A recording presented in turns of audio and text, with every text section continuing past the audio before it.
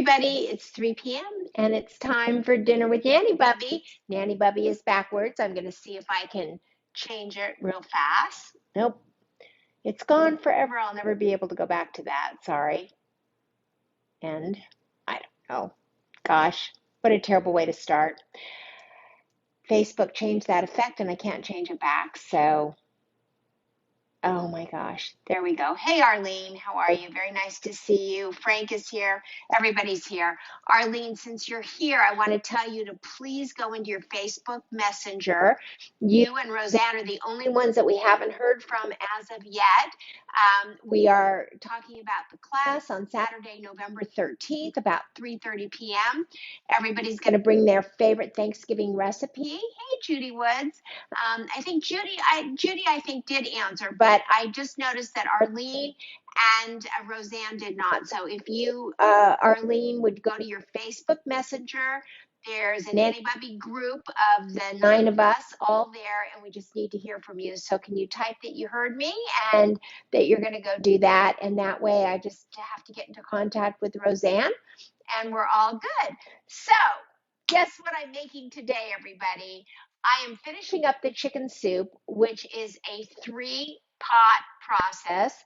It's a mess. I just turned the fire off the chicken at about 10 o'clock this morning. It's still actually pretty hot, but I have been draining it just little by little by little. So I'll show you what I do here.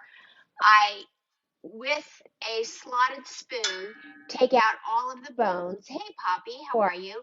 I take out all of the bones and I put them in this mesh strainer and put them over the pot and let all of the broth that's in the bones and the 18-hour cooked meat and let it drain into this pot so that I can take that broth and put it back in. And then what I do is, I'm going to finish it right here, is I take all of the bones, all of the garbage, if you will. Just let me show you this. See if I can pick it up without it going all over.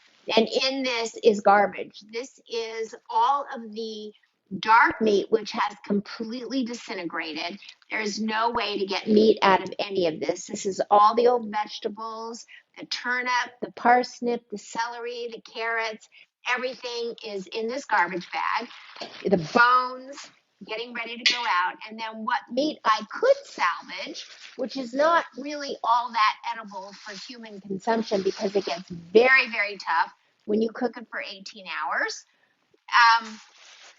But I put it in a food processor, and I'm going to add pumpkin and eggs and breadcrumbs to this, and we're going to make puppy meatballs because nothing is better for a dog's belly than the fresh pumpkin.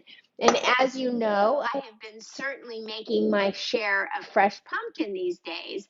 And so we're going to make the turkey balls for the pup with breadcrumbs because you always want to give your pup some grains. You really, otherwise their heart gets swollen and inflamed. So some of the dog food that's sold nowadays that it's fresh and in the refrigerator lacks grains. Hey, Abby Milan, how are you? So nice to see you joining us. So nice to have you. So a lot of the puppy food, dog food that's in the refrigerator section is grain-free. And when dogs do not have enough grain, it actually causes their heart to swell and inflame, and you could lose them years before you should. So I always put a lot of good breadcrumbs into it. So we'll get to the puppy balls as soon as I am done with this chicken soup. So this is the huge call, which is happened. There we go. So look at this pot. This pot is a 22-quart pot. See there? It was filled up. It's gone down about 4 inches overnight as I cooked it. I started it yesterday at 3:30 with all of you by the time it was done and came to a boil. And I let it go until 10 o'clock this morning. So let's see, 3 to 3 is 12. 4, 5, 6, 7, 8, 9, 10. So 12 and 7, that's about 19 hours on a low fire that it cooked. We went from chicken soup to chicken broth to bone broth. So our chicken soup to chicken stock to bone broth. So now I've got this pot, which I'm going to pour it in a sieve. Here we go. This is a 15 quart. So by the time I cook down the 22 quarts of soup, it usually turns to be about 15 quarts. So I'm going to see if I can lift this. Oh, it is heavy. And start to pour it. It's splashing, and my back is killing me. But there we go. There we go. Just pouring it off. Oh, are you guys, I'm sorry guys. I see that you're only seeing part of this, but I can't take my hands off of it for now. There we go. Okay, sorry about that. So you can see that I poured it in here. We've got all of this right here. And what I'm going to do, this is just garbage. I'm going to go ahead and put that into the garbage bag that you just saw, that I've already taken out the hand of it. So hold on, over here into the garbage bag. And then I am going to take the third pot, just because this is getting kind of full. So let me, I'm running out of room here, so stand by. Let me get this over here. And let me grab this pot, put this mesh right over the top. And this is where all the vegetables and everything actually come out, and they will lay in the bottom of this. And what we're going to do is we're going to let this sit, because this will have about, believe it or not, about 2 cups of broth. Hey, Teresa, 2 cups of broth that is literally contained within this. And what I'll do is grab this and just kind of keep pressing on it just to make sure we get all of the broth out like this. Now you can see that there is some meat left over at the very bottom. But most of the meat that was in this, because I did use 5 pounds of dark meat and 2 whole chickens, that the 2 breasts were left. And they were whole when I pulled them out, but the dark meat had almost completely disintegrated. Like you could not separate the dark meat from the bones and all of this. So there's just a little bit whole that was left on the bottom that I really, but it's so tough.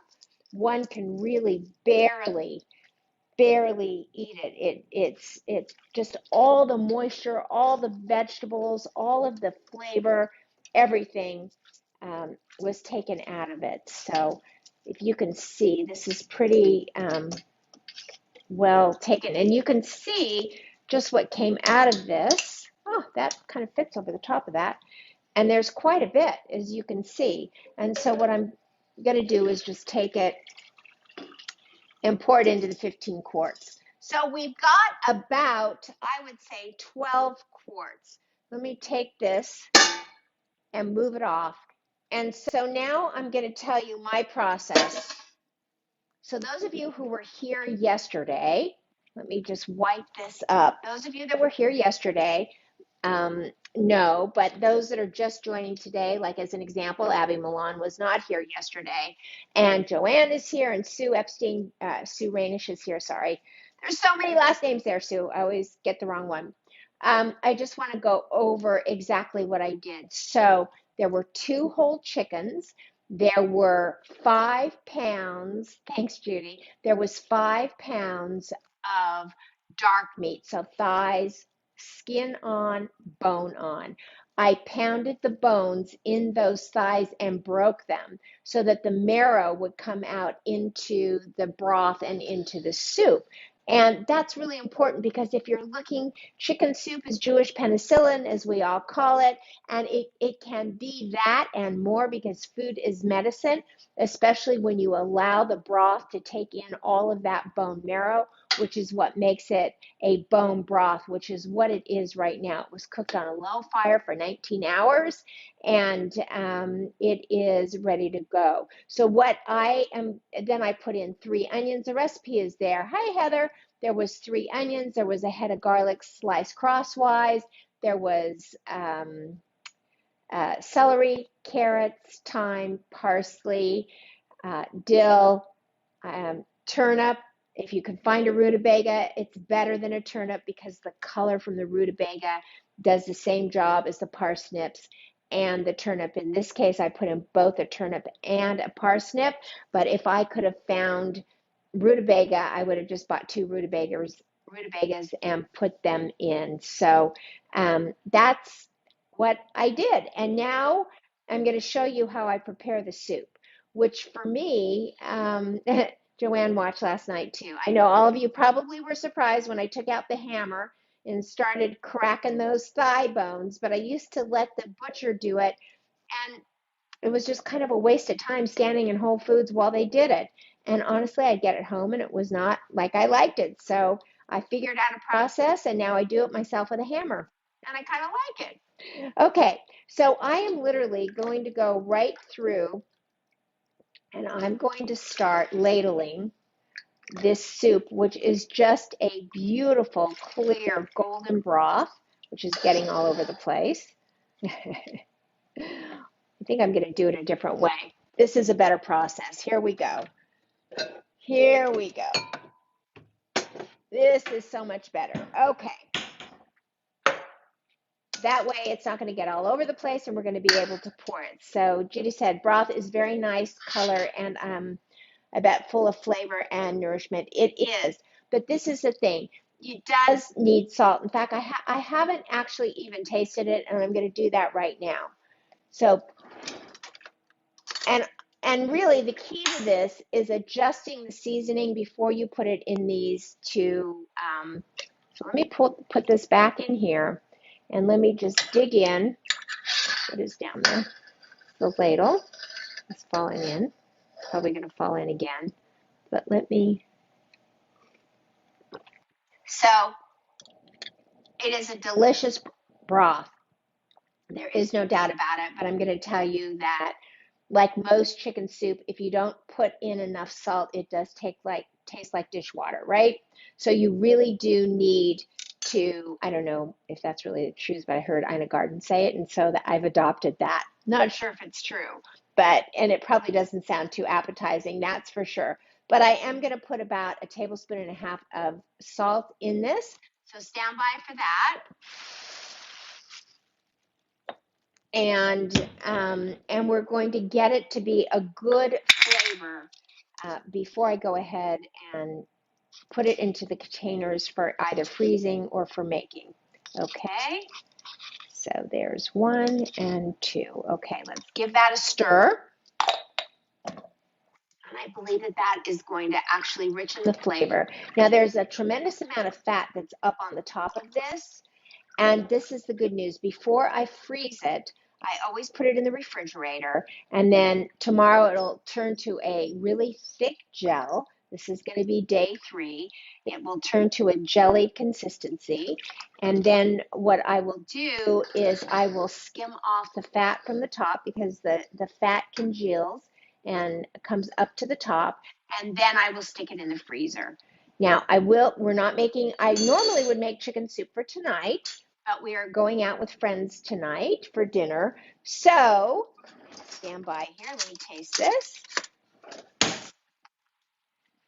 So, I'm going to finish up the chicken soup on day 3 tomorrow to make it for dinner. So, let's see. Here we go. Perfect. Not too salty, but definitely not dishwater anymore. So, there we go. All right. So, let's fill this up. And it doesn't matter, some of these will have more fat than not. And I have 11 quarts here. I mean, the broth on this is absolutely just golden. And that color, look at this color. This color comes right from, I believe, the onions and the turnip and even the carrots. The carrots will give it a really beautiful, good, clear flavor. And not to mention just a darkness. So into, let's see, the first container.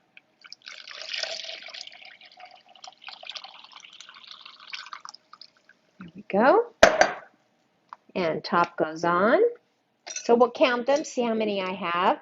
I might not do them all for you today, but let's see how far I can get here. So we'll put a little bit more into this. So this makes it nice because we're double straining it, right? We strained it to get into the 15-quart pot. Now we're straining it one more time to get it into the containers. And I have enough pots. You would think that I was boiling a witch here. I've got 3 huge pots. Years ago, I used to make my chicken soup in that 3rd pot, the little one. I don't even know how I was able to get that done, honestly. So, okay, here's the other container. And here we go.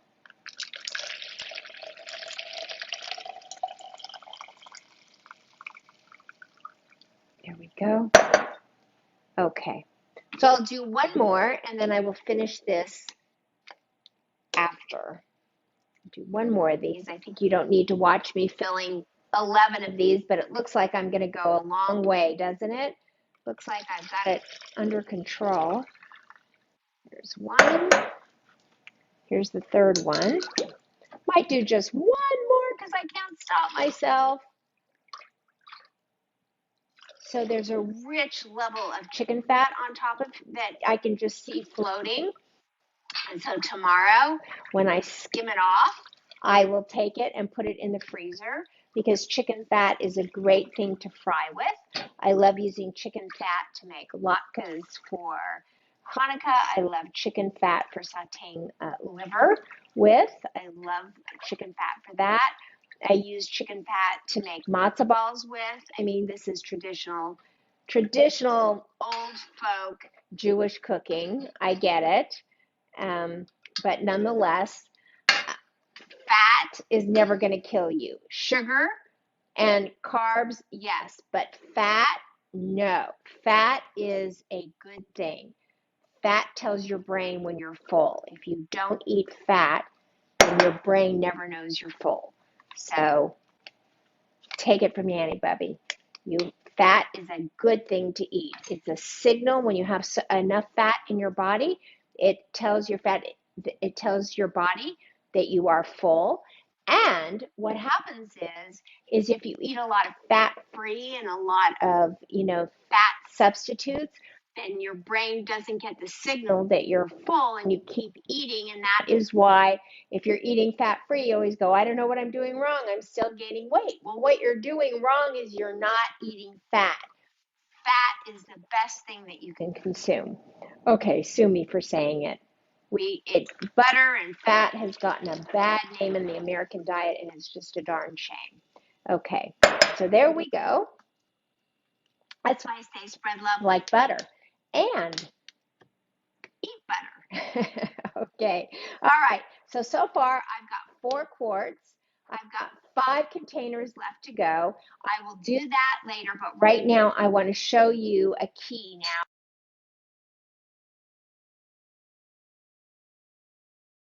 Let me move this over. I've got to move some things around right here on the countertop. Hi there, Lisa Davis only. Thank you for being here. Let me put this in here. Let me just move this off. Hold on just a minute. And now I'm going to show you the best thing that you can make for your pup. So from this meat that I used, which was 2 whole chickens and 5 pounds of chicken thighs, when it cooks, it mostly disintegrates. But I was able to get out 2 breasts. The problem with those breasts and why you don't want to put them in your soup is that they are very, very tough. They have no flavor because all the flavor, the juice, everything has been sucked into this broth. So what I do is I took out the chicken breasts. I took out whatever dark meat I could salvage. And I'm putting this on because my hands get really cold when I mix like this, even though the eggs are somewhat room temperature. But the pumpkin that we're going to be putting in is also cold, and I just, my hands get so cold. It's hard for me to work with it. So we've got all of this. Not sure. Let's see.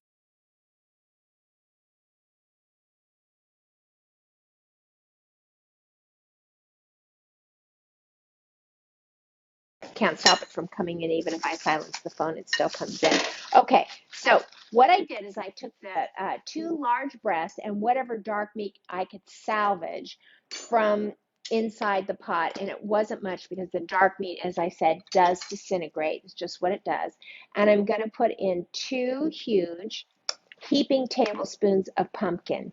Why? Because anybody who has a dog knows, I'm going to put in a third because we've got so much turkey here, or chicken rather, um, because you know that pumpkin is one of the best things they can eat for their stomachs. And if you have any pup with any difficult stomach issues, which my little Biggie has, you know, he will a lot of times get sick to his stomach from the chemo, and maybe just once a month because the chemo really gives him energy and helps him be very healthy. But every once in a while, he gets a very upset stomach. So we've got about about a quarter of a cup of pumpkin, 2 eggs, and I've got these breadcrumbs. Now, as I said, if you have a dog, you always want to put grain into whatever homemade food that you're making for them. So there's about about a third of a cup of breadcrumbs, and I'm just going to, this is a little bit of panko. So I thought it was regular breadcrumbs, but it's not. It's panko, which is not a bad thing. So I'll go ahead and put some panko in there too. Why not, right? And then I am going to just mix it up. Now there's 2 ways that we can deal with this. I'm going to show you how to make the meatballs. Get these eggs mixed up. Here we go. So this is fresh pumpkin that I made last week. If you remember, I made it for Channel 8, and we experimented with it here at home on Nanny Bubby. It's live with Nanny Bubby. And so a lot of good. I've been making pumpkin banana bread. I've been making pumpkin scones. But today I thought, what else can I make out of this? And when I had so much of this chicken left over from the chicken soup, I thought, that's what I'm going to do. I'm going to make chicken meatballs for Biggie, but I'm going to add the pumpkin into it because that's really good for his stomach. We'll get this nice and mixed up. This is coming together really nice. Now there's 2 ways that we can make this, and I'm going to show you both of the different ways. Number 1, we are going to make meatballs, and even though this is already cooked, we're just going to put them into the oven because the eggs are in there and the bread and the pumpkin, and we're just going to brown them maybe about 350 for about 10 or 20 minutes. So just enough for them to come together and brown. So there we go. That's mixed up really good. And then I'm going to, there we go. I'm going to take this ice cream scoop and just that's about enough for my little dog. He's a little 8-pound dog. He can have maybe 1 of these with a little bit of else, or maybe 2. And I'm just going to put them right onto this platter here, as you can see. And then we're going to put them in the oven and bake them. So as I make these meatballs, I'm going to tell you that one of the other great things and easier ways to do this is also to take it and actually make meatloaf out of these. So you don't have to deal with making the meatballs, right? So what I'm going to do is I'm going to make these meatballs, but then I'm going to take it because I don't want to be here all day and making meatballs all day. But what I'm going to do is I'm going to actually make a meatloaf out of the rest of this. And I'm going to cut the meatloaf once it's done, and then I'm going to freeze like slices of the meatloaf. So what I've got the chicken meatballs form with the pumpkin and the breadcrumbs. And then I'll have slices of the meatloaf. So either way, whatever you think is easier for you, any way that you want to make it. But if you do your chicken soup the way that I do mine, you really cannot eat the meat that was left in there because it's flavorless, and everything that you want from that chicken was given to you in the broth. So you, if you've got a pup, they will love the leftover chicken, making the meatballs, add pumpkin. You can always use canned pumpkin if you want, but this time of year we can always make our own. Um, Roseanne says, I absolutely love this, and so will my little Missy. Yes, I made peanut butter biscuits for her yesterday. Oh my gosh, Roseanne, we're on the same page. Welcome back, Roseanne. We haven't seen you for a couple of days. I missed you. And I saw that everybody was just answering in Messenger with regards to all of us getting together on November 13th. I just didn't see all your answers because I was live on the air when you guys were all texting each other. But all of our winners are going to get together. And we are going to have our Zoom Thanksgiving class, which I'm so excited about. And I just offered Arlene the opportunity to go into Messenger because she was the only one that hasn't answered. So I hope you can find it. What did I name the group? Yes, Daisy would like it too, Judy. What did I name the group, guys? Was it Nanny Bubby Winners? I can't remember what I called the group. Can somebody, one of you that just saw it, you were just in, Roseanne, what is it called? Can't remember, actually. I think I called it Nanny Bubby Winners or some fabulous title. It's coming, I'm sure. Here we go. So we've got 2, 4, 6, 8, 10 balls already. Again, $3.50 for about 25 to 35 minutes. I might actually not have to make this into a meatloaf. I might actually get this all into the meatballs. It's actually looking like I might, which is kind of good. I don't have to, with all these 3 pots, I don't have to dirty yet another pan, right? So there we go. I think Biggie is going to be very happy. There we go. Yeah, I think I'm going to have enough really just to put it aside and then just make a few other balls. But if you want, if it's easier, you can put it into a 9x13 Pyrex dish, bake it like you're baking brownies, then cut them in squares and then just freeze the squares. I would cut it, then start to freeze it. And then just as it's getting hard but not quite frozen, I would pull out what you made and then freeze it in a Ziploc bag. So it's like making gnocchi. First you want to freeze it on the platter that you make it in. Then once it's frozen, you can throw it into your Ziploc bag without any fear. So there you go. So there we have it. I suppose you can sprinkle some cheddar cheese on these before you bake it. What little pup wouldn't want those? Pumpkin. Okay, no title. It's just called Winners Group. Okay, whatever. Everybody will find it. Anyway, this is 3, 6, 9, 12, 15 meatballs, big meatballs for Biggie.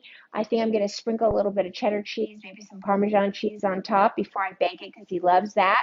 I'll take them out, let them cool. I will put them in the freezer on the sheet pan, and then as they freeze, I will take them out and put them in the Ziploc bag. And now I have used all of that chicken, both for the broth and for Biggie, and for the garbage can that will go into compost or wherever else. I'm not sure, but it is going into the garbage. And I will just continue to fill up my quarts. And tomorrow, I'm probably going to take about 2 quarts of this chicken soup and actually show you how I make it to soup. I don't make all of Biggie's food, Roseanne. I don't. First of all, Biggie is the pickiest eater you've ever met in your life. So let me just tell you, this is my complaining nanny Bubby. Biggie will only eat from my right hand. He will not eat from my left hand. He will only eat if I sit on the step and if I lean over and feed it to him. If I hold it where I'm sitting, Biggie will not walk over and eat it. I have to go to him and give it to him. If it falls on the floor, he will not pick it up and he will not eat it. I mean, I've never seen a dog that will not eat what is on the floor. I mean, we had a schnauzer that would eat when Russell was a little boy.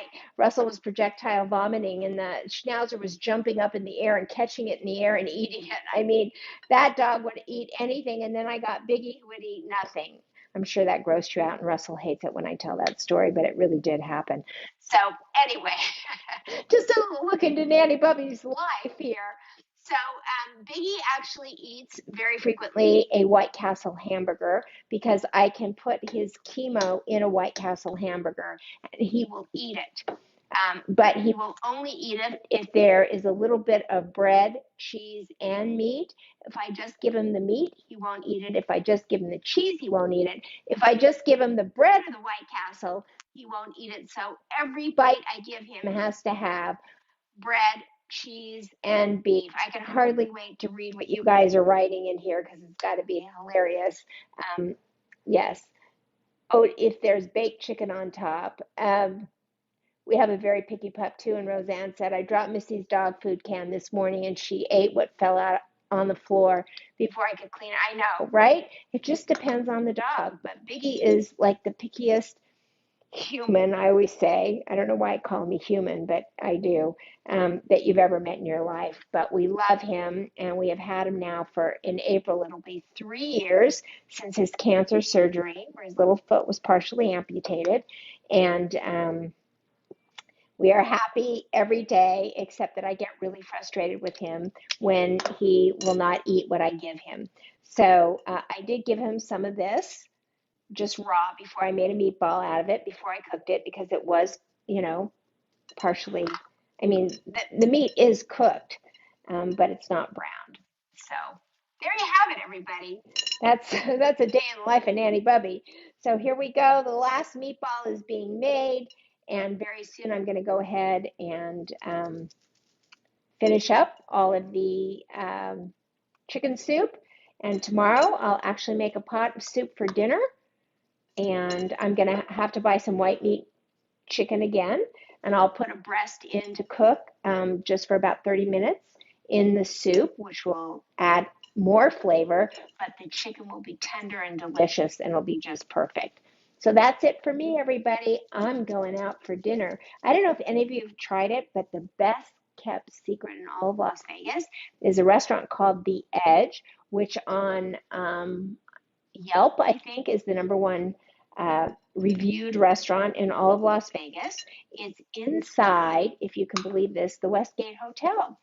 And we happened in there quite by accident one night, and it was absolutely delicious. And so we told our friends about it, and so we're going to go over there tonight and have dinner. So see you there. All right, everybody. Thanks for joining me.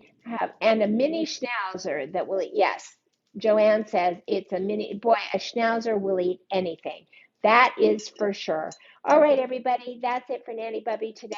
Hope you enjoyed that. Remember, whatever you make for your dog, make sure you put grain in it because it's better for their heart to eat grain. And pumpkin is great for their stomach. So a little bit of pumpkin and whatever you make for your pups is a good idea. For me, chicken soup is what I make for the family, and that always makes everybody's stomach feel so much better. Thanks, everybody, for joining me. Love you to death. On the count of three. 1, 2, 3. Go out and spread love like butter. Bye, everybody. See you tomorrow.